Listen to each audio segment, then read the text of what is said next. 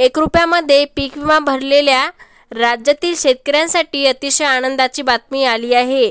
मराठवाड्यात 1968 कोटी रुपये विमा भरपाई मंजूर। जिल्हानिहाय अपडेट आली आहे। मराठवाड्यातील 8 जिल्ह्यातील शेतकऱ्यांना खरीप हंगाम 2024 मधील पीक नुकसानीपोटी 1968 कोटी रुपयाची विमा भरपाई मंजूर करण्यात आली असून यातील बहुतांश रक्कम थेट शेतकऱ्यांच्या खात्यात जमा झाली असून उर्वरित भरपाई प्रक्रियेत आहे।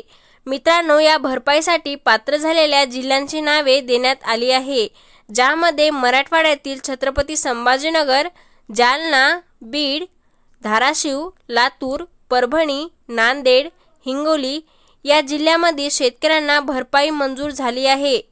यापैकी नांदेड, परभणी आणि हिंगोली जिल्ह्यातील शेतकऱ्यांना स्थानिक नैसर्गिक आपत्ती आणि हंगामातील प्रतिकूल परिस्थिती या दोन्ही ट्रिगरमधून भरपाई मंजूर झाली आहे व इतर जिल्ह्यांमधील केवळ स्थानिक नैसर्गिक आपत्तीच्या ट्रिगरमधून भरपाई मंजूर झाली आहे।